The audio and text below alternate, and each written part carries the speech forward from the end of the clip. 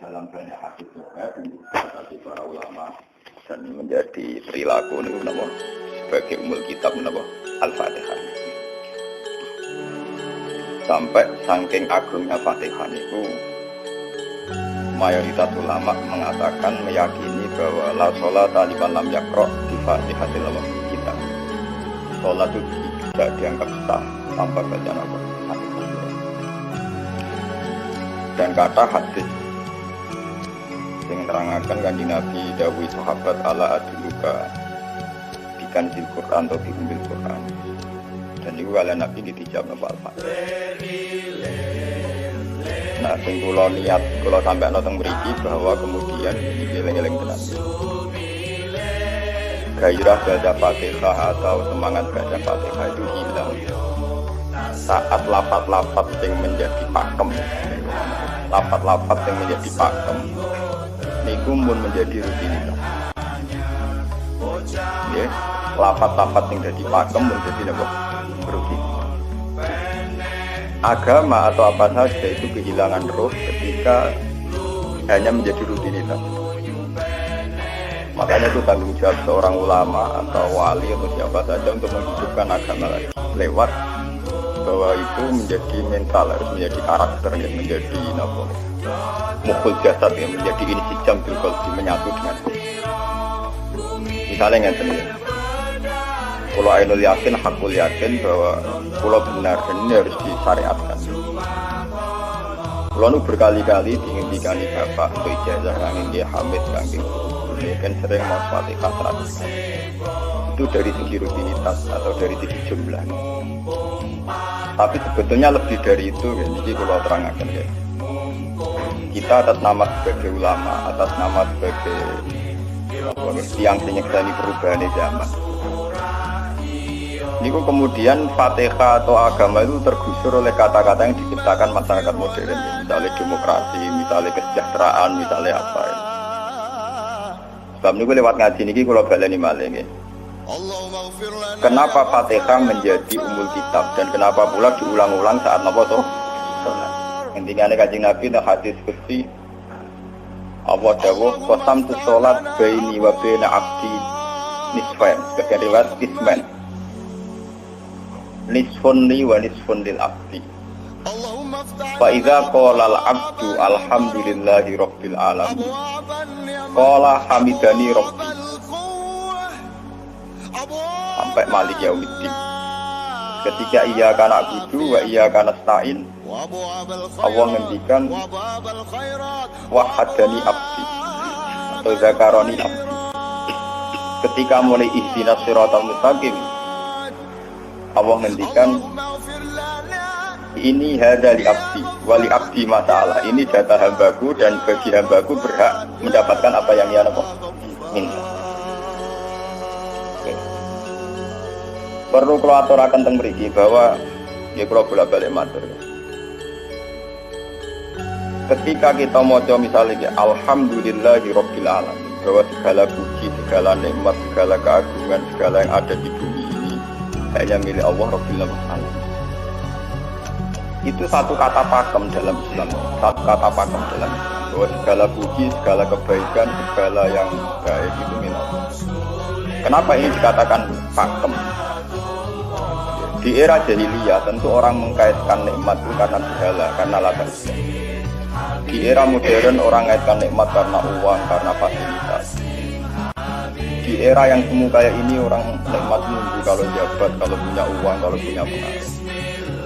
Jika saat orang bisa memusnahkan itu semua, menghilangkan itu semua, dan meyakini bahwa semua nikmat itu karena Allah, semua kebaikan juga karena maka ini menjadi pakem dalam Islam. Alhamdulillah, bahwa yang tidak dapat pujian Allah, juga pujian banyak. Sebab itu Allah benar-benar tersanjung sampai ngendikan fa idza qala al-abdu alhamdulillahirabbil alamin qala hamidani abdi. Hamidah muji ini sapa napa? Abdi. Nah, kata pakem dalam alhamdulillah ini benar-benar pakem. Satu kata yang luar biasa, satu pakem. Karena alhamdulillah ini harusnya bisa menghilangkan kesedihan, kegembiraan di luar karena Allah. Dia memantapkan tauhid, memantapkan segala yang menuju tauhid dan menghilangkan yang berbau-bau. ini penting kalau aturaken. Sehingga roh bahwa alhamdulillah sebagai ruhul Islam itu kelihatan sekali. Alhamdulillahirabbil alamin. Qala hamidani abdi. Hambaku benar-benar muji. Nah, kenapa muji dimulai dengan alhamdulillah? Kalau bolak-balik matur bahwa segala perilaku hamba atau mental seorang hamba harusnya menuju Allah itu arahnya menyanyi. Ya, mulanya alhamdulillah betul nanti istighfar. Kalau ini termasuk ulama sing nak istighfar atau pelo. Dia tahu dia sering tapi tidak sesering membaca alhamdulillah. Karena alhamdulillah itu paling sering diulang-ulang di Quran dan itu harus menjadi pakem. Menjadi apa? Pakem. Bukan hamidullah tapi alhamdulillah amun salah paham. Kalau bolak-balik masuk dalam ilmu tasawuf maupun ilmu balaghah. Cara ilmu balaghah niku nak muni hamidullah niku bahasane insa. Nggih, bahasane apa? Insa. Hamid itu muji ingsun Allah ing Allah. Iku cara balaghah, cara tasawuf. Kowe iku sapa kok nganti muji Allah? Umpama muji tenan muji nganti sepi. Gale Mustafa menunggu aku berhormat bagus banget. Menghormati Mustafa paling sira, paling itu. Adik receh dikekno. Nah, umpama hormat nganti napa? Sepi. Sebab itu di Quran itu tidak ada kata alhamdulillah yang diisnadkan lil mutakallim. Semua Quran, semua hadis itu Nabi tidak pernah mentradisikan misalnya orang tabbahtuwah atau hamidullah. Tapi semuanya dengan bentuk pakem. Itu kalam khobar. Kalam sudah menjadi kalam khobar ya. Alhamdulillah, subhanallah, walhamdulillah. Kenapa demikian? Karena kalau hamid tuwoha, saya muji Allah. Lumpah mau muji tenan, muji nganti. Jadi kalau dalam rasa balaghah itu misalnya sampean muni, Sultan adalah orang agung.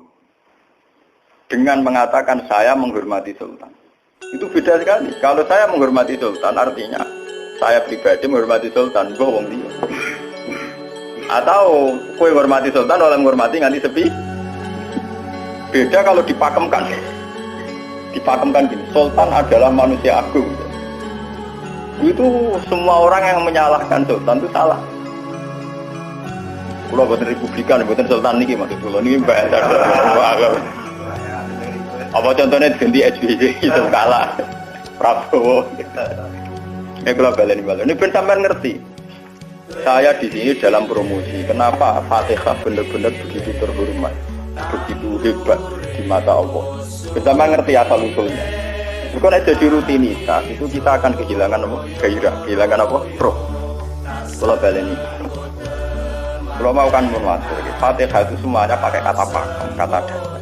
Secara konstitusi ini kaitannya undang-undang apa? Faiza qala al-abdu ini terhadap suci. Alhamdulillah qala hamidani abdi. Hamba puji. Pengiran tersanjung sinan. Nah, ini kan secara tasawuf, secara ilmu hakikat, bahkan secara ilmu lughat, ilmu lughat kata balaghah. Itu kenapa tidak hamid tuwa? Saya muji Allah. Karena umpama ke muji nganti sepi. Nah, misalnya aku di duit tak juta, aku muji pangeran. Berarti pangeran tarifnya mau apa? Nah, jadi caleg DPR Bantul berarti pangeran tarifnya mau terima apa? Aku mau muji.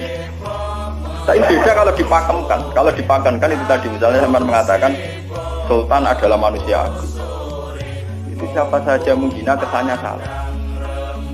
Allah adalah zat yang harus disembah. Allah adalah tempat tujuan akhir. Allah itu tidak ada di kata-kata manusia muslim meyakini Allah itu. Tapi tidak ada kata-kata manusia muslim atau manusia mukmin meyakini Allah itu. Tapi dipakemkan Allah. Memang Allah benar-benar zat yang menjadi tujuan akhir.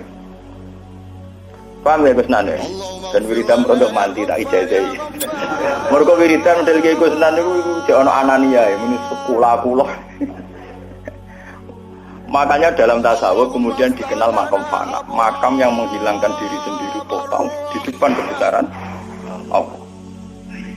Yeah. Karena kita muni saya, umpama tenan ke hormat itu nanti sepi. Iya. Wes ngono cek umat-umatan. Lagi di duwe, lagi di rezeki muni hamidullah, dalan lagi radio napa? Rezeki. Sehingga alhamdulillah dipakemkan sebagai konstitusi, sebagai dasar. Alhamdulillah. Begitu seterusnya. Ar-Rahmanir Rahim, Maliki Yaumiddin. Semuanya pakai kata pakem. Bahwa ini Pancasila, konstitusi negara. Bahwa ini presiden orang agung, ini ulama orang agung. Itu lebih pakem ketimbang sampai mengatakan saya hormat presiden, saya hormat sultan. Karena saya ini kan kemudian sebatas makna. Jadi yang dimaksud wa ma qadarullah haqqan apa? Mereka tidak bisa mendudukkan Allah sesuai tingkat kehormatannya Allah, sesuai tingkat kebesaran apa. Sebab itu Nabi kalau ngajari itu semuanya alhamdulillah subhanallah. Sama nanti pun tertat hadis tadi Nabi Hamidullah atau Sabtu, buat nanti semuanya pakai redaksi pakem. Ya, pakai redaksi apa? Pakem. Lah sing ora redaksi pakem itu namun lafaz-lafaz istighfar memang kaitannya memang. Muni astagfirullah, kula nyuwun sepura. Muni nyuwun sepura mesti kepentingannya kalian nang di sepura, nang di swarga, nang kelan berbeda dari itu mesti begitu. Paham ya? Sebab itu Quran sing pakem-pakem ora ono bakat istighfar. Quran sing pakem nang pinten sekitar 7. Niku termasuk Fatihah.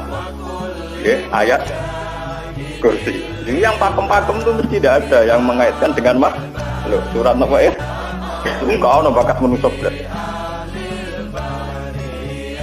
Sebab niku kula bolak-balik cerita kata teng dunia tasawuf teng hadis-hadis. Wonten tiyang mlebu neraka. Entah ngamen dia ora tau apa mlebu neraka. Ning neraka menwiridan ya Hanan ya Manan ya Hanan. Dan dia nikmati wiridan itu. Itu malaikat yang pusing. Ini orang di neraka ketemu si Tuhan. Ya santai mawon ya neraka di wiridan. Jadi pangeran malaikat, kowe tahu roh kau lagu sing neraka cek muji. Bener ta? Kok dijagal. Oh, neraka kok muji terus. Terus akhirnya tak kok ibu pengira. Tapi tak lupa neraka cek muji. Belum aku hubungannya neraka. Hubungannya belum bezinan dia muji. Kalau neraka dia muji terus dan apa? Kalau lah perasaan ngoten, tak sebagai orang alim perasaan. Bahwa malaikat Jibril ngadani aku, aku min ahli neraka. Bukan ada pengaruh. Apa kalau misalnya sudah begitu saya tidak boleh muji Tuhan, saya tidak boleh nyembah Tuhan? Nyembah Tuhan itu hukum pakem. Hukum apa? Pakem, tidak ada kaitannya dengan neraka atau apa? Seperti saya harus mengatakan 2 tambah 2 itu 4. Saya dapat hadiah apa enggak? Saya kalau waras mengatakan 2 tambah 2 apa? 4. Paham ya? Sama seperti saya harus mengatakan Allah itu satu, Allah as-Somad, Allah al-Ahad. Saya dapat surga apa enggak? Ya harus tetap begitu. Akhirnya pengiran takut, kalau kau mendiri nyembah aku, memuji aku, mungkin nen rokok. Wah, jadi malah diterang no pengiran, apa hubungannya? Jadi kalau yang rokok gak muji, ada hubungan. Nah jenis kau lo kita muji apa? Kristian. Nah ini pentingnya alhamdulillah. Dengan kata pakem itu bahwa cara bahasa Balaghah jadi kalam kobar kalam sudah dipakemkan, tidak bisa rubah, harus alhamdulillah.